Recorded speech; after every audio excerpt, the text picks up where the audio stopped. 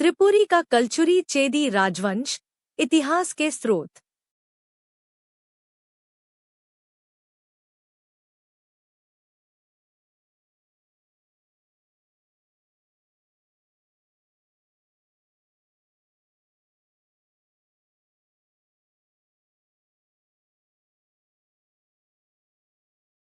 त्रिपुरी का कलचुरी चेदी राजवंश, इतिहास के स्रोत। त्रिपुरी के कलचुरी चेदी राजवंश के इतिहास का पुनर्निर्माण विविध अभिलेखीय, साहित्यिक और पुरातात्विक स्रोतों पर आधारित है। यह राजवंश 9वीं से 12वीं शताब्दी के मध्य तक मध्य भारत की सबसे प्रभावशाली शक्तियों में से एक था। इसके इतिहास की जानकारी मुख्यतः शिलालेखों, ताम्रपत्रों, पुरातात्विक अवशेषों, संस्कृत साहित्य तथा विदेशी अन्य भारतीय वंशों के अभिलेखों से प्राप्त होती है। ये स्रोत इस राजवंश की राजनीतिक संरचना, प्रशासनिक रूप, सैन्य शक्ति, धार्मिक जीवन और सांस्कृतिक गतिविधियों की विस्तृत जानकारी देते हैं। कलचुरी चेदी इतिहास के सबसे महत्वपूर्ण स्रोत हैं।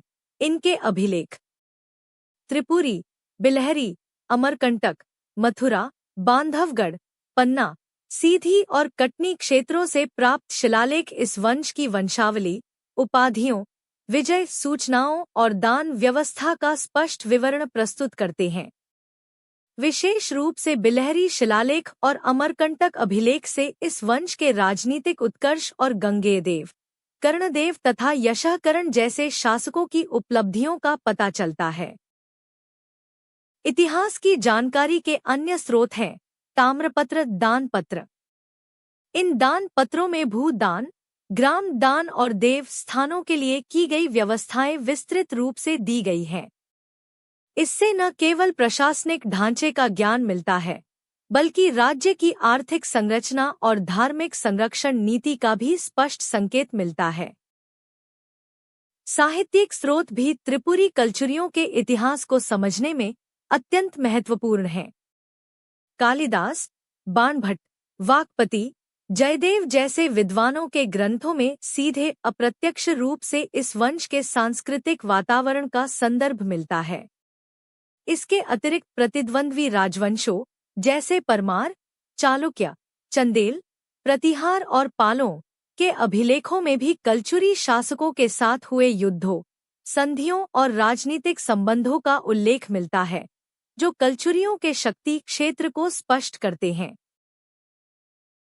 पुरातात्विक और स्थापत्य साक्ष्य, विशेषकर अमरकंटक, त्रिपुरी, तेवर टेकरी, पन्ना, जबलपुर क्षेत्र के मंदिर और प्रतिमाएं इस वंश की कला, संस्कृति, धार्मिक परंपराओं और स्थापत्य शैली की महत्ता बताती हैं। मूर्तिकला में विष्णु, शिव, शक्ति पूजा और जैन परंपरा के प्रभाव मिलते हैं, जो कलचुरियों के धार्मिक बहुलवाद का प्रमाण है। इसके अतिरिक्त मुद्रा साक्ष्य भी महत्वपूर्ण हैं। कलचुरी ताम्र और रजत मुद्राओं से उनके आर्थिक जीवन, राजनीतिक प्रभाव क्षेत्र और प्रशासनिक व्यवस्था का ज्ञान मिलता है। यह तथ्य उल्लेखनीय है कि इनकी दुर्ग केंद्रित शासन पद्धति का संकेत पुरातात्विक अवशेषों से स्पष्ट मिलता है।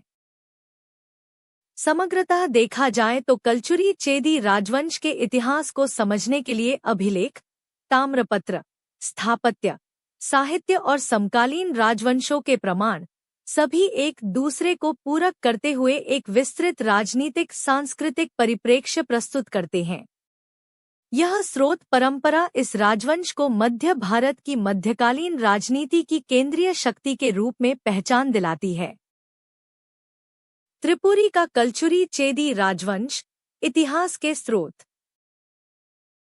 त्रिपुरी का कलचुरी चेदी राजवंश भारतीय मध्यकालीन इतिहास का एक अत्यंत महत्वपूर्ण राजवंश था, जिसने 9वीं से 13वीं शताब्दी तक मध्य भारत, विशेषकर नर्मदा घाटी, विदिशा, जबलपुर और मंडला क्षेत्र पर अपना राजनीतिक प्रभुत्व स्थापित किया। इस राजवंश के इतिहास का पुनर्निर्माण मुख्यतः अभिलेखीय साक्ष्यों, साहित्यिक उल्लेखों, पुरातात्विक अवशेषों तथा ताम्रपत्रों पर आधारित है। ये स्रोत न केवल कलचुरियों की उत्पत्ति, वंशावली और शासन दर्शन का परिचय देते हैं, बल्कि मध्य भारत की राजनीतिक संरचना और सांस्कृतिक विकास को समझने में भी मार्गदर्शक सिद्ध होते हैं। कलचुरी इतिहास का सबसे विश्वसनीय आधार अभिलेख सामग्री है। त्रिपुरी, बिलहरी, अमरकंटक, जबलपुर तथा नर्मदा तट के अनेक शिलालेखों और ताम्रपत्रों में कलचुरी राजाओं की वंशावली, उपाधियां, दान विवरण, सैन्य अभियानों और प्रशासनिक व्यवस्थाओं का उल्लेख मिलता है। इन शिलालेखों की भाषा प्रायः संस्कृत है और शैली प्रशस्तिपरक। इनके आधार पर ही त्रिपुरी के कलचुरियों की राजनीतिक सीमा, शासन काल तथा शाखाओं को सही क्रम में समझा जा सकता है। विशेषतः त्रिपुरी प्रशस्तियां, बिलहरी शिलालेख, अमरकंटक अभिलेख इस राजवंश के सर्वाधिक प्रामाणिक स्रोत माने जाते हैं।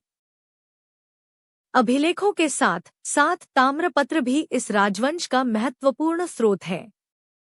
ताम्रपत्रों में भूमि दान, राज्य सीमा, कर व्यवस्था और सामंतों की स्थिति का विस्तृत वर्णन मिलता है।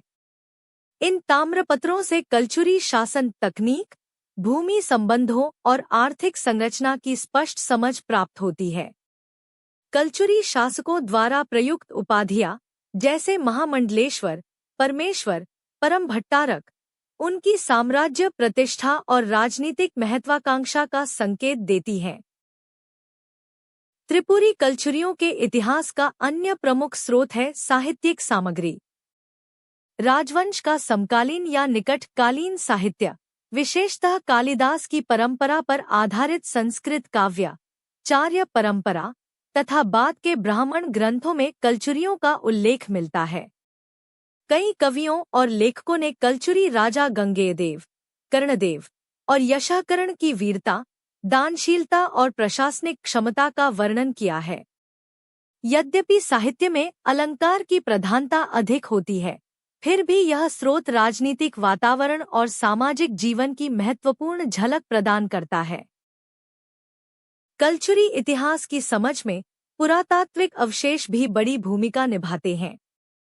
त्रिपुरी, तेवर, बिलहरी, अमरकंटक, जबलपुर और नर्मदा घाटी में पाए गए मंदिर, मूर्तियां, स्तंभ, लेख और स्थापत्य अवशेष कलचुरियों की कला परंपरा, धार्मिक आस्था और सांस्कृतिक संरक्षक भूमिका का प्रमाण देते हैं। त्रिपुरी के मंदिर समूह, दैवी प्रतिमाएं और रेखागणित पूर्ण स्थापत्य मध्यकालीन भारतीय कला के विकास में कलचुरियों के योगदान को रेखांकित करते हैं। इतिहास निर्माण में भूगोल और व्यापार मार्ग भी स्रोत की तरह उपयोगी हैं। नर्मदा घाटी का सामरिक महत्व, उसके व्यापारिक मार्गों का नियंत्रण और दक्कन उत्तरी भारत के संपर्क मार्ग पर त्रिपुरी का स्थान, इन सब ने कलचुरी साम्राज्य की शक्ति को आकार दिया। इन भू आधारित तथ्यों का उपयोग इतिहासकारों ने कलचुरी प्रभाव क्षेत्र और सैन्य नीति को समझने के लिए किया है। इसके अतिरिक्त अरब, फारसी यात्रियों और भूगोलविदों के लेखों में भी मध्य भारत की राजनैतिक संरचना का उल्लेख मिलता है, जो कलचुरियों की अप्रत्यक्ष स्थिति को समझने में सहायक होते हैं। यद्यपि वे सीधे कलचुरियों का उल्लेख नहीं करते, परंतु मध्य भारत की शक्ति संतुलन का संकेत अवश्य देते हैं। समग्रतः त्रिपुरी के कलचुरी चेदी राजवंश के इतिहास स्रोत बहुआयामी है। अभिलेखीय, साहित्यिक, ताम्रपत्रीय, पुरातात्विक और भू राजनीतिक। ये सभी स्रोत मिलकर इस राजवंश के राजनीतिक उत्कर्ष, सामाजिक संरचना, धार्मिक संरक्षण और सांस्कृतिक अभिव्यक्ति का एक समग्र और प्रामाणिक चित्र प्रस्तुत करते हैं। मध्य भारत की मध्यकालीन शक्ति व्यवस्था को समझने में ये स्रोत अनिवार्य हैं और भारतीय इतिहास की एक महत्वपूर्ण कड़ी को उजागर करते हैं।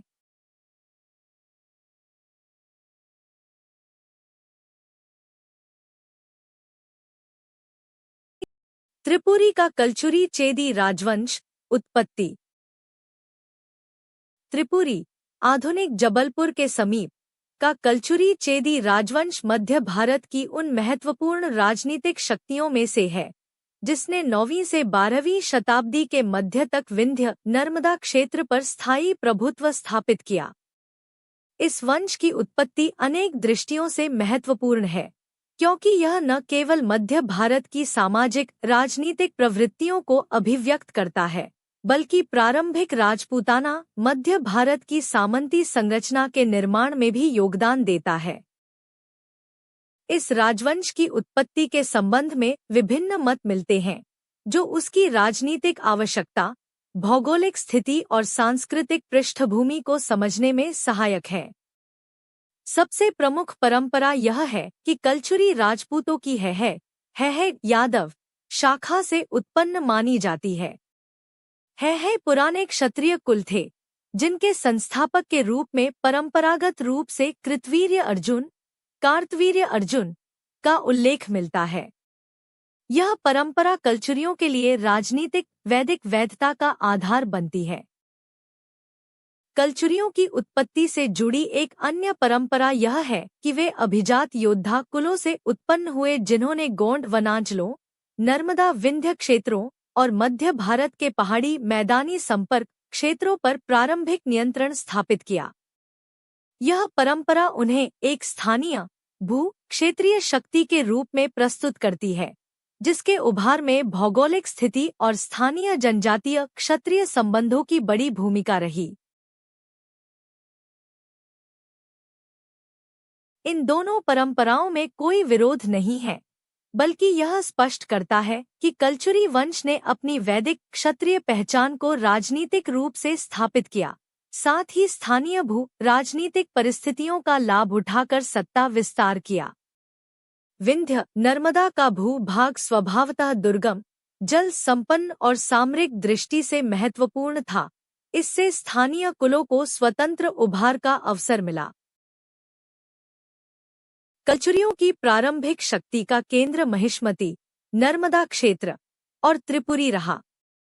कुछ प्रमाणों से यह भी संकेत मिलता है कि प्रारंभिक कलचुरियों की शाखाएं गुजरात, महिष्मती, बेलारी और दक्षिण भारत तक फैली हुई थी। बाद में राजनीतिक परिस्थितियों के अनुसार वे त्रिपुरी में संगठित होकर एक सुदृढ़ और स्वतंत्र शक्ति बने। त्रिपुरी स्थित होने से कलचुरी राज्य ने दक्षिण के चालुक्यों, पूर्व के गंग चोल संबंधों, पश्चिम के परमारों और उत्तर के प्रतिहारों के बीच एक स्थायी राजनीतिक भूमिका निभाई। अनेक शिलालेख, विशेषकर बेम्बई, अमरकंटक, दामोदरपुर और कश्मीर के राजतरंगिणी यह उल्लेख करते हैं कि कलचुरियों की प्रारंभिक उत्पत्ति राज्य संरचना से संबंधित थी।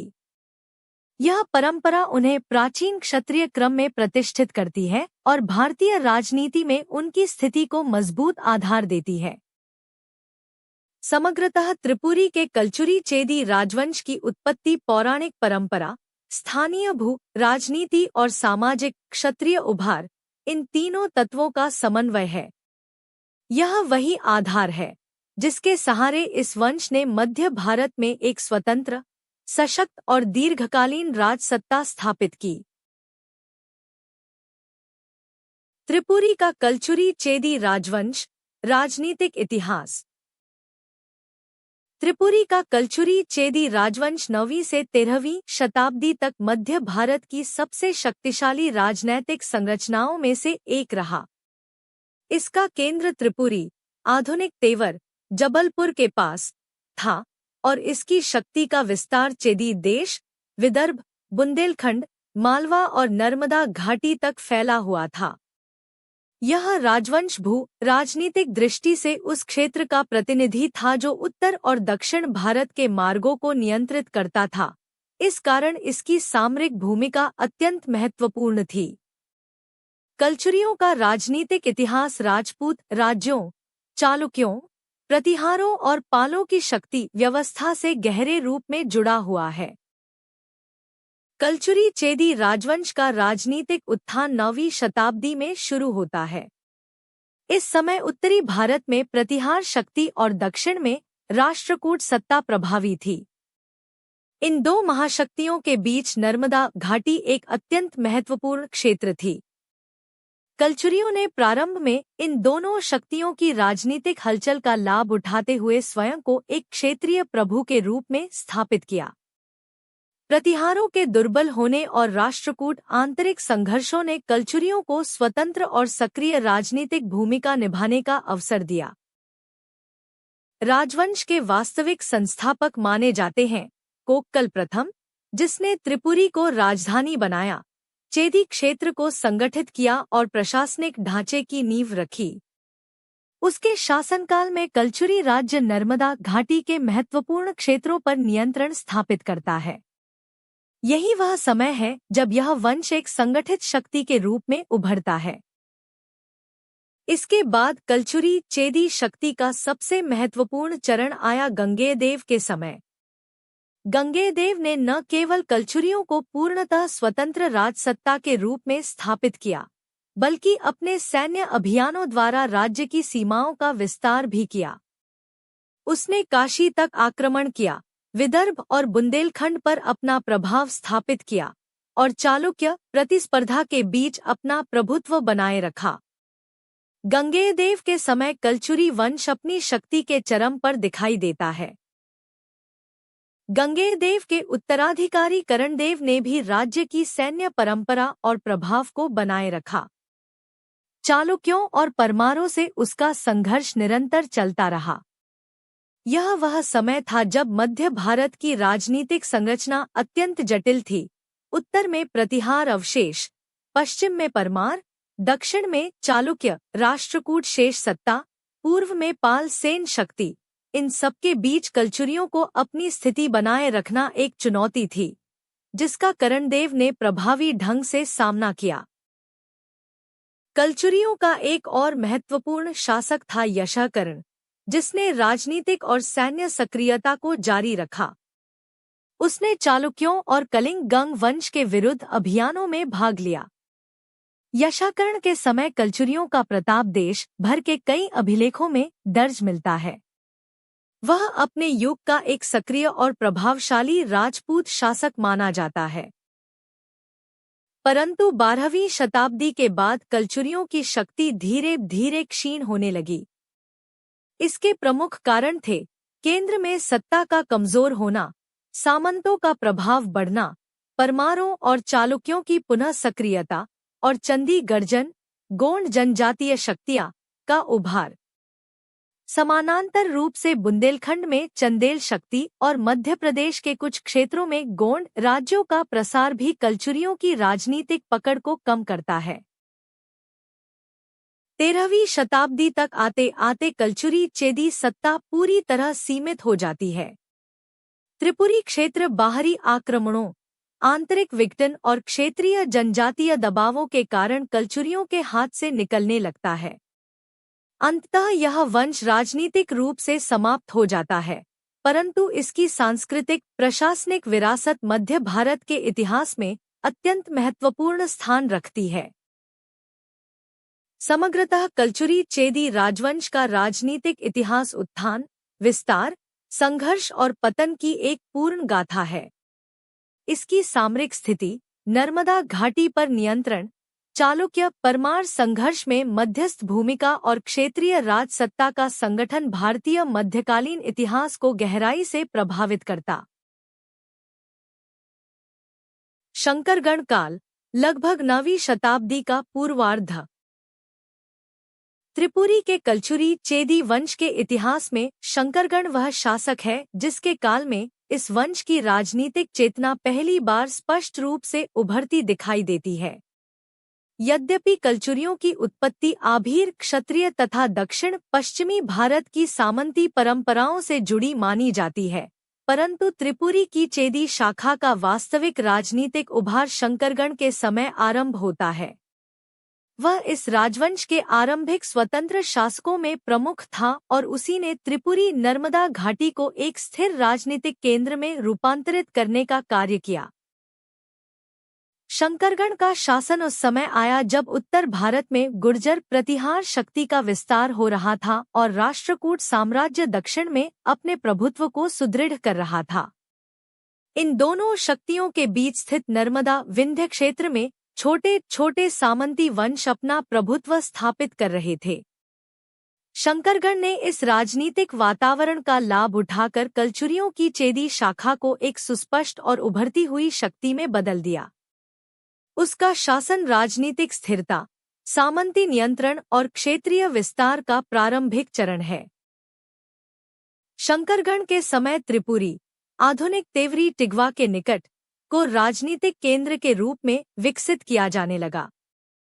नर्मदा के उत्तरी तट पर स्थित यह क्षेत्र न केवल कृषि समृद्ध था, बल्कि व्यापार और सैन्य दृष्टि से भी अत्यंत महत्वपूर्ण था।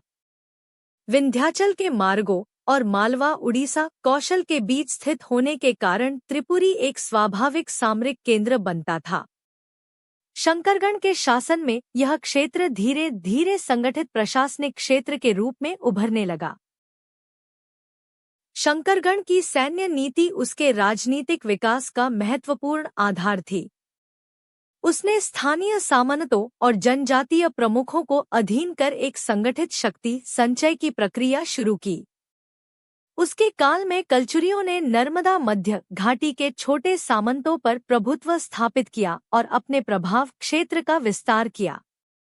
यद्यपि शंकरगढ़ के युद्धों का विस्तृत विवरण नहीं मिलता, परंतु उसके बाद के शिलालेखों में उसे विजयी, प्रतापी और सामंत दमनकर्ता कहा गया है, जिससे उसकी सैन्य सक्रियता स्पष्ट होती है। धार्मिक सांस्कृतिक दृष्टि से शंकरगढ़ कलचुरी परंपरा के अनुरूप शैव वैष्णव धर्म का पोषक था। उसके समय का सबसे महत्वपूर्ण दान अभिलेख खेरला ताम्रपत्र शैली का प्रतीत होता है, जिसमें ब्राह्मणों, मठों और मंदिरों को भूमि दान दिए जाने का उल्लेख मिलता है। यह धार्मिक संरक्षण उस समय राजाओं के राजनीतिक वैधता प्राप्त करने का एक आवश्यक साधन था। आर्थिक दृष्टि से शंकरगढ़ ने त्रिपुरी क्षेत्र को संगठित करने का कार्य आरंभ किया। नर्मदा तट पर स्थित व्यापार मार्ग, धातु उद्योग, कृषि उत्पादकता और वनों से प्राप्त संसाधन उसके शासन की मुख्य आर्थिक नींव बने। इस आर्थिक आधार ने आगे चलकर लक्ष्मणराज, भोजदेव और करण जैसे कलचुरी शासकों को साम्राज्य निर्माण की दिशा में उन्नति प्रदान की। शंकरगढ़ के शासन में कलचुरी सत्ता ने पहली बार स्वतंत्र पहचान प्राप्त की। वह प्रतिहारों और राष्ट्रकूटों दोनों के दबाव के बीच अपनी स्थिति को संतुलित रखने में सक्षम रहा। यही संतुलन आगे चलकर चेदी कलचुरियों की दीर्घकालिक राजनीति की नींव बना। समग्रतः शंकरगढ़ का शासन त्रिपुरी चेदी कलचुरी वंश के इतिहास में वह प्रारंभिक चरण है, जिसमें यह वंश एक स्थानीय सामंती कुल से उठकर एक उभरते राजवंश में परिवर्तित होने लगा। उसने राजवंश को राजनीतिक स्थिरता, संगठित सैन्य आधार, आर्थिक समृद्धि और धार्मिक संरक्षण का ढांचा प्रदान किया, जिसके आधार पर बाद के शासकों ने एक विस्तृत और प्रभावी साम्राज्य की स्थापना की। युवराज प्रथम काल 1000 से 1000 BC स्वीकार्य प्रारंभिक काल। काकतीय वंश के इतिहास में युवराज प्रथम वह शासक है जिसने शंकरगढ़ के बाद इस उदित होती शक्ति को अधिक स्थिर, सुव्यवस्थित और राजनीतिक रूप से संगठित रूप दिया। काकतीय शक्ति का यह काल दक्षिण भारत की उस व्यापक राजनीतिक पृष्ठभूमि का हिस्सा है जिसमें राष्ट्रकूटों के पतन के बाद चालुक्य, कलचुरी, चोल, पश्चिमी चालुक्य और क्षेत्रीय सामंती शक्तियां एक दूसरे के साथ प्रतिस्पर्धा कर रही थी। इस जटिल परिदृश्य में युवराज प्रथम ने काकतीयों की स्थिति को सुरक्षित रखा और आगे के विस्तार के लिए अत्यावश्यक नींव तैयार की। युवराज प्रथम का शासन मुख्यतः स्थिरता, सामंती नियंत्रण और क्षेत्रीय प्रशासन के सुदृढ़ीकरण से चिह्नित है। शंकरगढ़ ने काकतीय शक्ति का जो प्रारंभिक ढांचा तैयार किया था, युवराज प्रथम ने उसे अधिक मजबूत और संगठित रूप दिया। काकतीय राज्य उस समय अभी भी चालुक्यों की अधीनता में था, परंतु इस अधीनता की प्रकृति अधिक सामंती और नाममात्र थी। युवराज प्रथम ने इस स्थिति का लाभ उठाते हुए अपने क्षेत्र पर वास्तविक नियंत्रण स्थापित किया और स्थानीय सामंतों, मुखिया वर्गों तथा रेड्डियों को अपने प्रशासनिक ढांचे में साधना आरंभ किया। युवराज प्रथम की राजनीतिक नीति का सबसे महत्वपूर्ण आधार था आंतरिक स्थिरता। वह गहनता से समझता था कि काकतीय शक्ति का वास्तविक उभार तभी संभव है जब आंतरिक सामंतिक सरदार पूरी तरह अधीनता स्वीकार करें। उसने क्षेत्रीय सरदारों को अपने पक्ष में रखने के लिए भूमि दान, उपाधियां और नागरिक सुविधाएं प्रदान की, परंतु किसी भी विद्रोह को कठोरता से दबाया। इससे काकतीय राज्य की मूलभूत राजनीतिक संरचना मजबूत होती गई। युवराज प्रथम का काल काकतीय प्रशासन के प्रारंभिक विस्तार का भी प्रतिनिधि है। उसने अनुमान, नाडु और विषय जैसे स्थानीय प्रशासनिक ढांचों को अपने नियंत्रण में समाहित किया। इन इकाइयों पर नियंत्रण का अर्थ था नियमित राजस्व संग्रह, सैनिक बल की उपलब्धता और स्थानीय शासकीय तंत्र का एकीकरण। काकतीयों की यह प्रारंभिक प्रशासनिक व्यवस्था आगे चलकर गणपति, रुद्रदेव और प्रतापरुद्र के समय में एक महाशक्ति बनने की आधारभूमि बनी। सैन्य दृष्टि से युवराज प्रथम का शासन भले ही बड़े युद्धों का उल्लेख न रखता हो, परंतु यह स्पष्ट है कि उसने स्थानीय सुरक्षा और सीमांत बचाव पर विशेष ध्यान दिया। उसकी सेना काकतीय राज्य के भीतर शांति और बाहरी शक्तियों के विरुद्ध सतर्कता बनाए रखने में सक्षम थी। यह वही संगठित सेना थी जो आगे चलकर चोलों और चालुक्यों दोनों के विरुद्ध निर्णायक भूमिका निभाती है। धार्मिक सांस्कृतिक दृष्टि से युवराज प्रथम काकतीयों की परंपरागत शैव वैष्णव मिश्रित धर्म नीति का संरक्षक था। उसके समय में कई छोटे मंदिरों और तीर्थ स्थलों का संरक्षण किया गया। काकतीय शासकों की यह नीति न केवल धार्मिक थी, बल्कि राजनीतिक समर्थन प्राप्त करने का साधन भी थी, क्योंकि दक्षिण भारत में मंदिर केंद्रित सामाजिक आर्थिक जीवन राज्य सत्ता के स्थायित्व से गहराई से जुड़ा हुआ था। आर्थिक दृष्टि से युवराज प्रथम का युग स्थिर और सरल प्रशासन का काल था। कृषि, व्यापार मार्ग, पशुपालन और खनिज संपत्ति काकतीय राज्य के मुख्य आर्थिक आधार थे। स्थानीय ग्राम सभा और रेड्डी मुखिया वर्ग आर्थिक संचालन में महत्वपूर्ण भूमिका आर्थिक दृष्टि से युवराज प्रथम का युग स्थिर और सरल प्रशासन का काल था। कृषि, व्यापार मार्ग, पशुपालन और खनिज संपत्ति काकतीय राज्य के मुख्य आर्थिक आधार थे। स्थानीय ग्राम सभा और रेड्डी मुखिया वर्ग आर्थिक संचालन में महत्वपूर्ण भूमिका निभाते थे। युवराज प्रथम ने इन संरचनाओं को राजनीतिक व्यवस्था के साथ सामंजस्य में रखा, जिससे राज्य में समृद्धि और स्थिरता बनी रही। युवराज प्रथम की ऐतिहासिक महत्ता इस बात में निहित है कि उसने काकतीय राज्य को वह राजनीतिक और प्रशासनिक आधार संकल्पना प्रदान की, जिस पर आगे चलकर गणपति, रुद्रमदेवी और प्रतापरुद्र जैसे महान शासक एक विशाल दक्षिण भारतीय साम्राज्य का निर्माण कर सके। वह काकतीय इतिहास में वह कड़ी है जहां राज्य सामंती शक्ति से संगठित राजसत्ता की ओर बढ़ रहा था।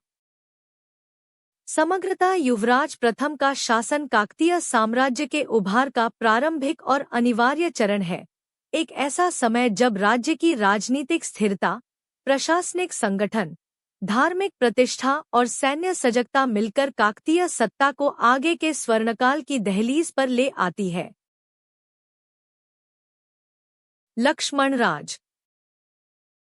लक्ष्मणराज त्रिपुरी के कलचुरी वंश के उन शासकों में से है जिन्होंने अपने पूर्ववर्ती शासकों, विशेषकर युवराज प्रथम और शंकरगण द्वारा निर्मित राजनीतिक आधार को अधिक स्थिर और संगठित रूप दिया। वह ऐसे समय में सिंहासन पर बैठा जब मध्य भारत की शक्ति व्यवस्था तीव्र परिवर्तन से गुजर रही थी। चंदेल, परमार, गहड़वाल और कालिंजर केंद्रित राजपूत राजवंश आपसी प्रतिस्पर्धा में सक्रिय थे, और नर्मदा क्षेत्र की कलचुरी सत्ता के लिए यह आवश्यक था कि वह स्वयं को शक्तिशाली तथा रक्षात्मक रूप में प्रस्तुत करे। लक्ष्मणराज का शासन इसी चुनौतीपूर्ण परिवेश में अपने अस्तित्व को मजबूत करने का काल है। लक्ष्मणराज का राजनीतिक चरित्र मुख्यतः राज्य संरक्षण, सीमा सुरक्षा और सामंती नियंत्रण पर आधारित रहा। उसने अपने शासनकाल में नर्मदा घाटी के प्रमुख व्यापार मार्गों और किलों पर नियंत्रण बनाए रखा। यह क्षेत्र मध्य भारत का आर्थिक रणनीतिक केंद्र था, जहां से उत्तर, दक्षिण और पूर्व पश्चिम के मार्ग मिलते थे। लक्ष्मणराज ने इन मार्गों की सुरक्षा को सर्वोपरि रखा, क्योंकि यही राज्य की आय और सामरिक सामर्थ्य का आधार थे। लक्ष्मणराज के शासन में कलचुरी राज्य ने चंदेलों के साथ संतुलित नीति अपनाई। वह ऐसे समय में शासन कर रहा था जब चंदेलों की शक्ति विद्याधर और कर्णदेव के बाद धीरे धीरे कमजोर पड़ रही थी, परंतु वे अभी भी बुंदेलखंड क्षेत्र में प्रबल प्रभाव रखते थे। लक्ष्मणराज ने चंदेलों से अनावश्यक संघर्ष से बचते हुए अपने राज्य के भीतर की संगठित शक्ति पर अधिक ध्यान केंद्रित किया। उसकी यह नीति कलचुरी राज्य के लिए लाभदायक सिद्ध हुई। लक्ष्मणराज का शासन प्रशासनिक दृष्टि से भी महत्वपूर्ण था। उसने केंद्रीय शासन व्यवस्था को मजबूत किया और सामंती प्रमुखों पर नियंत्रण बढ़ाया। उसके समय में राजस्व संरचना सुव्यवस्थित रही और भूमि प्रशासन में राज्य की पकड़ मजबूत होने लगी। इससे न केवल आर्थिक स्थिरता बढ़ी, बल्कि राज्य की सैन्य क्षमता भी उन्नत हुई। धार्मिक और सांस्कृतिक दृष्टि से लक्ष्मणराज कलचुरी परंपरा का अनुयायी था। उसने शैव वैष्णव धर्म दोनों को संरक्षण दिया और कई मंदिरों और धार्मिक प्रतिष्ठानों को दान प्रदान किया। त्रिपुरी और नर्मदा क्षेत्र का धार्मिक जीवन उसके समय में अत्यंत सक्रिय और समृद्ध था। यह संरक्षण न केवल उसकी व्यक्तिगत आस्था का संकेत है, बल्कि राजनीतिक वैधता का भी महत्वपूर्ण माध्यम था। लक्ष्मणराज के शासन की एक अन्य विशेषता है शांति और स्थिरता पर आधारित नीति। उसने बाहरी आक्रमणों से राज्य की रक्षा तो की, परंतु अनावश्यक आक्रामक विस्तार से बचा। यह नीति उस समय की परिस्थितियों के अनुरूप थी, क्योंकि परमार, चंदेल, कर्नाटक चालुक्य और अन्य शक्तियां लगातार सक्रिय थीं और किसी भी बड़े युद्ध से राज्य पर बोझ बढ़ सकता था। समग्रतः लक्ष्मणराज का शासन त्रिपुरी कलचुरी वंश की राजनीतिक स्थिरता, आंतरिक संगठन और सामंती नियंत्रण का संतुलित काल है, न तो अत्यधिक विस्तारवादी, न ही क्षीण, बल्कि एक ऐसा समय जब राज्य का ढांचा और प्रशासनिक तंत्र अगले शासकों के लिए मजबूत हो रहा था। उसके शासन की यह स्थिरता ही आगे चलकर कलचुरी सत्ता की निरंतरता और पहचान के लिए सहायक सिद्ध होती है।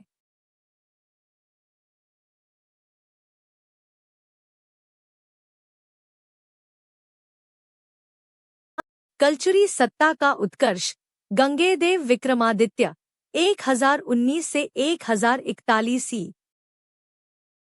कलचुरी वंश के इतिहास में गंगेदेव विक्रमादित्य वह शासक है जिसके शासनकाल में त्रिपुरी के कलचुरियों की सत्ता अपने वास्तविक उत्कर्ष तक पहुंची।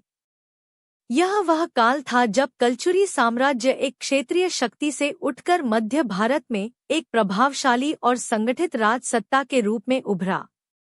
गंगेदेव का शासन राजनीतिक दृढ़ता, सैन्य शक्ति, साम्राज्य विस्तार और प्रशासनिक दक्षता का आदर्श संयोजन प्रस्तुत करता है।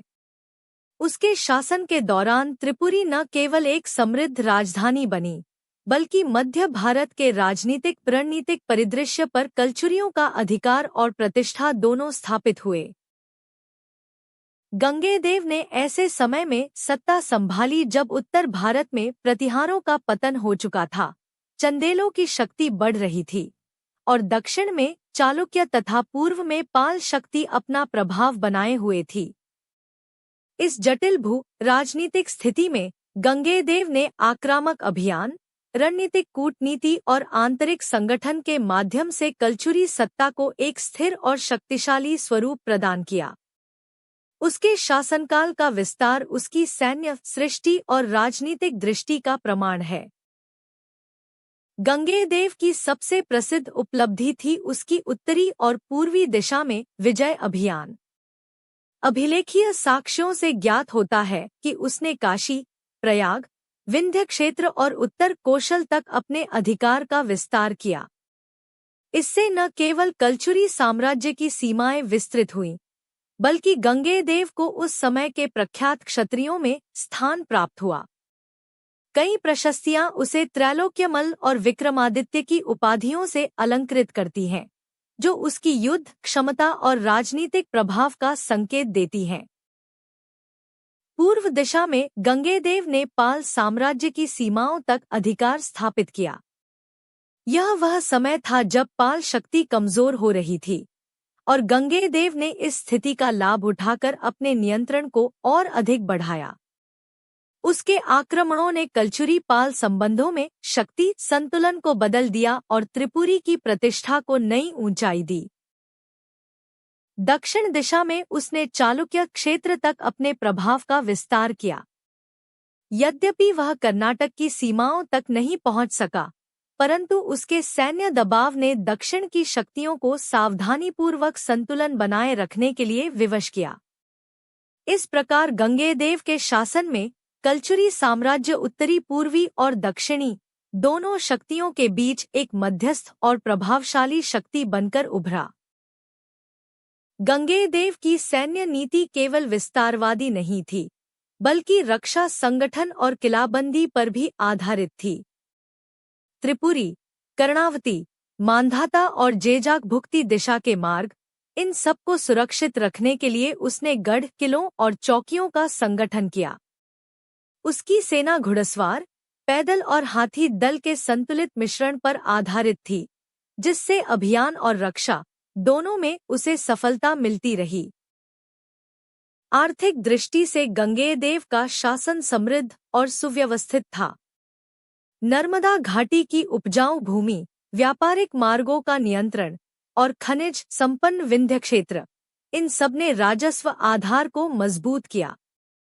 इस आर्थिक शक्ति ने उसे नियमित सेना, किलेबंदी, नगर विकास और धार्मिक संरक्षण के लिए पर्याप्त संसाधन प्रदान किए। धार्मिक और सांस्कृतिक क्षेत्र में गंगेदेव शैव वैष्णव परंपरा का संरक्षक था। उसने मंदिरों, मठों और तीर्थस्थलों को दान प्रदान किया। कई मंदिर अभिलेख उसकी उदारता और धार्मिक संरक्षण का वर्णन करते हैं। सांस्कृतिक रूप से त्रिपुरी नगरी इस समय समृद्ध और विकसित थी, जहां विद्वानों, पुरोहितों और कलाकारों को संरक्षण प्राप्त था। गंगेदेव की सबसे बड़ी ऐतिहासिक भूमिका यह है कि उसने कलचुरी वंश को एक सम्राटीय स्वरूप प्रदान किया। उसके उपाधियां विक्रमादित्य, त्रैलोक्यमल्ल, गौड़ भीम, कलिंग अधिप न केवल उसके साम्राज्य विस्तार का संकेत देती हैं, बल्कि यह भी दर्शाती हैं कि वह अपने समय के महानतम योद्धाओं और शासकों में अग्रणी था। समग्रतः गंगेदेव का शासन कलचुरी सत्ता के उत्कर्ष का स्वर्णकाल है, एक ऐसा समय जब राजनीतिक विस्तार, सैन्य दृढ़ता, आर्थिक समृद्धि और सांस्कृतिक उन्नति सभी एक साथ परिलक्षित होते हैं। उसके बाद के शासकों ने यद्यपि राज्य को कुछ समय तक स्थिर रखा, परंतु कलचुरियों की सबसे महान उपलब्धियां गंगेदेव के शासनकाल में ही प्राप्त हुईं। 1041 से 1070 कलचुरी साम्राज्य के इतिहास में लक्ष्मीकरण, जिसे अनेक स्रोतों में कर्ण भी कहा गया है, वह शासक है जिसके शासनकाल में कलचुरी सत्ता अपने सर्वाधिक सुदृढ़ एवं प्रभावशाली स्वरूप में दिखाई देती है। गंगेदेव विक्रमादित्य द्वारा स्थापित साम्राज्य शक्ति को कर्ण ने न केवल आगे बढ़ाया, बल्कि उसे और अधिक राजनीतिक आक्रामकता, सैन्य सुदृढ़ता और क्षेत्रीय प्रभुत्व का स्वरूप प्रदान किया। उसका शासन कलचुरी साम्राज्य के सर्वोच्च विस्तार, अंतर राजपूत शक्ति संघर्ष और उत्तर व मध्य भारत में प्रभाव प्रतिष्ठा का चरमकाल है। कर्ण का शासन एक ऐसे समय में प्रारंभ होता है जब गंगेदेव के सफल अभियानों ने कलचुरी साम्राज्य को बुंदेलखंड, दाहल, मंडल, त्रिपुरी, काशी, अल्लाहाबाद क्षेत्र और विंध्य महाकोशल के विस्तृत भूभाग तक पहुंचा दिया था। कर्ण ने इस व्यापक साम्राज्य को न केवल सुरक्षित रखा, बल्कि नए क्षेत्रों की ओर भी कलचुरी प्रभाव को विस्तार दिया। इस प्रकार उसका शासन कलचुरी सत्ता की राजनीतिक स्थिरता और सैन्य सक्रियता दोनों का प्रतीक है। कर्ण की सबसे महत्वपूर्ण उपलब्धि थी उसका राजपूत शक्तियों से प्रतिद्वंद्विता। उसके समय में चंदेल, परमार, सोमवंशी, ओडिशा के चालुक्य और कन्नौज गहड़वाल सभी उभरती या शक्तिशाली राजवंश थे। इस प्रतिस्पर्धी क्षेत्रीय राजनीति में कर्ण ने स्वयं को एक निर्णायक शक्ति के रूप में स्थापित किया। उसने चंदेलों के विरुद्ध अनेक संघर्ष किए और बुंदेलखंड क्षेत्र पर कलचुरी प्रभुत्व को बनाए रखा। चंदेल कलचुरी संघर्ष उस युग की सत्ता राजनीति का केंद्रीय तत्व था और कर्ण ने इस संघर्ष में अपनी सैन्य क्षमता का सफल प्रदर्शन किया। कर्ण का दूसरा बड़ा राजनीतिक संघर्ष हुआ परमारों के साथ। परमार साम्राज्य, जो भोज के बाद आंतरिक कमजोरी से गुजर रहा था, कलचुरियों के लिए एक आकर्षक राजनैतिक लक्ष्य था। कर्ण ने इस अवसर का लाभ उठाया और मालवा निमाड़ क्षेत्र में कलचुरी हस्तक्षेप को बढ़ाया। यह विस्तार भले ही स्थायी न रहा हो, परंतु इससे कलचुरी शक्ति की प्रतिष्ठा अत्यधिक बढ़ी। कर्ण की सैन्य क्षमता का एक महत्वपूर्ण प्रमाण है उसका विदर्भ ओडिशा क्षेत्र में हस्तक्षेप। सोमवंशी, कलिंग राजाओं की शक्ति उस समय कमजोर थी और कर्ण ने इस स्थिति में विजय प्राप्त कर अपने प्रभाव को पूर्वी दिशा में विस्तृत किया। उसके समय में कलचुरी सेना सुव्यवस्थित, घुड़सवार प्रधान और पर्वतीय मैदानी दोनों भूभागों में युद्ध करने में सक्षम मानी जाती थी। कर्ण की विजयों का उल्लेख त्रिपुरी और अन्य क्षेत्रों के शिलालेखों में मिलता है। कर्ण का शासन केवल सैन्य विस्तार का ही समय नहीं था, बल्कि राजनीतिक संगठन और प्रशासनिक स्थिरता का भी काल था। उसने गंगेदेव द्वारा स्थापित प्रशासनिक ढांचे को और अधिक प्रभावी बनाया।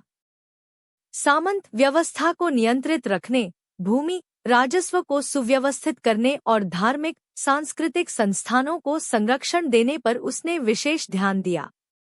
उसके समय में त्रिपुरी राजधानी राजनीतिक, आर्थिक और सांस्कृतिक रूप से अत्यंत सुदृढ़ थी। धार्मिक दृष्टि से कर्ण शैव वैष्णव सहिष्णु परंपरा का संरक्षक था।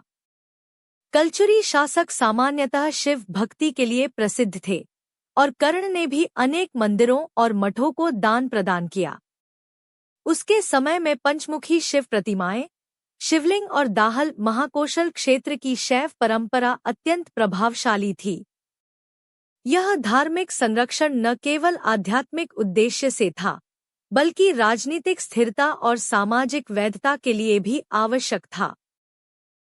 कर्ण का राजनीतिक महत्व इस तथ्य में निहित है कि वह शासक था जिसने कलचुरी साम्राज्य को अल्पकालिक परंतु प्रभावी चरमोत्कर्ष तक पहुंचाया। उसके पश्चात कलचुरी शक्ति बाहरी आक्रमणों, आंतरिक विद्रोहों और क्षेत्रीय राजपूत शक्तियों के बढ़ते दबाव के कारण कमजोर होने लगी।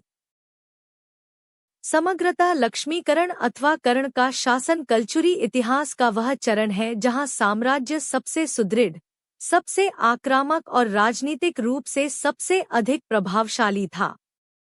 गंगेदेव द्वारा स्थापित नींव पर खड़े होकर कर्ण ने कलचुरी सत्ता को उत्तर भारत की निर्णायक शक्ति बना दिया और इसी कारण उसका शासन कलचुरी साम्राज्य का वास्तविक उन्नत शिखर माना जाता है। कलचुरी सत्ता का विनाश। त्रिपुरी, जबलपुर के कलचुरी वंश का पतन 12वीं शताब्दी के मध्य से आरंभ होकर 13वीं शताब्दी के प्रारंभ तक एक पूर्ण राजनीतिक विघटन में परिवर्तित हो गया। एक समय गंगेदेव और लक्ष्मीकरण जैसे शक्तिशाली शासकों द्वारा स्थापित कलचुरी साम्राज्य धीरे धीरे सैन्य पराजयों, प्रशासनिक दुर्बलता, सामंती विघटन और बाहरी दबावों के कारण बिखर गया। यह वह काल था जब मध्य भारत की राजनीतिक संरचना बदल रही थी। चंदेल, परमार, चालुक्य और गहलोत जैसी शक्तियां उभर रही थी और उत्तर में तुर्क सत्ता तेजी से फैल रही थी। इन बदलती परिस्थितियों का सामना कलचुरी राज्य नहीं कर सका। कलचुरी सत्ता का पतन सबसे पहले सामंती विघटन से आरंभ हुआ। लक्ष्मीकरण के बाद केंद्रीय अधिकार कमजोर होने लगा। राज्य के प्रमुख सामंत, विशेषकर नर्मदा और विंध्य क्षेत्र के स्थानीय सरदार, धीरे धीरे स्वतंत्रता की ओर बढ़ने लगे। यह प्रक्रिया राज्य की राजनीतिक एकता के लिए सबसे बड़ा खतरा थी, क्योंकि कलचुरी सत्ता अपने विस्तार और स्थिरता के लिए इन्हीं सामंतों पर आधारित थी। प्रशासनिक ढांचा ढीला पड़ा और राज सत्ता का नियंत्रण ग्रामीण स्थानीय तंत्र पर कमजोर होता गया। कलचुरी पतन का दूसरा प्रमुख कारण था चंदेल तथा परमार शक्तियों की चुनौती। 12वीं शताब्दी में चंदेल साम्राज्य अपनी शक्ति के उच्च चरण पर था। खजुराहो, महोबा, अजयपुरा और बुंदेलखंड क्षेत्र में चंदेल प्रभाव निरंतर बढ़ रहा था। उन्होंने कलचुरियों के सीमांत प्रदेशों पर आक्रमण कर उन्हें बार बार पराजित किया। परमारों ने भी नर्मदा के ऊपर नीचे के क्षेत्रों में अपना प्रभाव बढ़ाया। कलचुरियों के लिए यह दोहरा दबाव था, जिसे एक कमजोर सत्ता का सामना करना कठिन था। तीसरा अत्यंत निर्णायक कारक था गुर्जर प्रतिहारों और चालुक्यों के विघटन के बाद मध्य भारत की राजनीतिक स्पर्धा, जिसमें कलचुरी सत्ता धीरे धीरे पिछड़ गई। उनकी राजनीतिक सैन्य रणनीति में वह दृढ़ता और आक्रामकता नहीं दिखाई देती, जिसकी उस युग में आवश्यकता थी। परिणामस्वरूप वे अपने परंपरागत क्षेत्रों से भी पीछे हटने लगे। 12वीं शताब्दी के अंतिम चरण में कलचुरियों को सबसे बड़ी चुनौती मिली तुर्क गुलाम वंश के उत्तर भारतीय विस्तार से। जब कुतुबुद्दीन ऐबक और बाद में इल्तुतमिश ने उत्तर भारत में अपना प्रभाव विस्तृत किया, तब मध्य भारत के अनेक छोटे बड़े राजवंश उनके सामने टिक नहीं सके। कलचुरियों की सैन्य शक्ति और किलेबंदी इस नए सामरिक ढंग के युद्धों का मुकाबला नहीं कर सकी। वे धीरे धीरे नर्मदा विंध्य क्षेत्र से पीछे हटते गए और अंततः उनका राजकीय नियंत्रण समाप्त हो गया। आर्थिक दृष्टि से भी राज्य का पतन स्पष्ट था। नर्मदा क्षेत्र में व्यापारिक मार्ग बदल रहे थे और विंध्य सतपुड़ा क्षेत्र का आर्थिक नियंत्रण कलचुरियों के हाथ से निकलने लगा था। राजस्व में कमी आई, सेना और किलों के रख रखाव में कठिनाई बढ़ी और प्रशासन का ढांचा जर्जर हो गया। अंततः कलचुरी राज्य का पतन क्षेत्रीय स्पर्धा, आर्थिक कमजोरी, सामंती विघटन, कमजोर उत्तराधिकार व्यवस्था और बाहरी आक्रमणों के समेकित परिणाम के रूप में सामने आया। 13वीं शताब्दी तक यह सत्ता पूर्णतः विकसित होकर स्थानीय सामंतों और चंदेल तुर्क प्रभाव के अधीन चली गई। समग्रतः कलचुरी सत्ता का विनाश भारतीय मध्यकालीन इतिहास का वह अध्याय है जहां एक सुदृढ़, केंद्रित और सांस्कृतिक रूप से उन्नत साम्राज्य आंतरिक विघटन और बाहरी दबावों के संयुक्त प्रहार के आगे टिक नहीं सका। यह पतन मध्य भारत की राजनीति में एक नए युग का आरंभ था, जिसका नियंत्रण आगे चलकर चंदेलों और तुर्कों के हाथ में चला गया।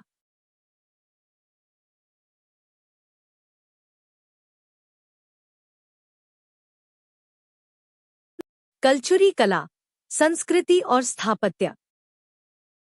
कलचुरी राजवंश मध्य भारत की उन प्रमुख शक्तियों में से है जिसने 10वीं 12वीं शताब्दी के बीच राजनीतिक प्रभुत्व के साथ साथ कला, स्थापत्य और सांस्कृतिक परंपराओं के विकास में अत्यंत महत्वपूर्ण योगदान दिया।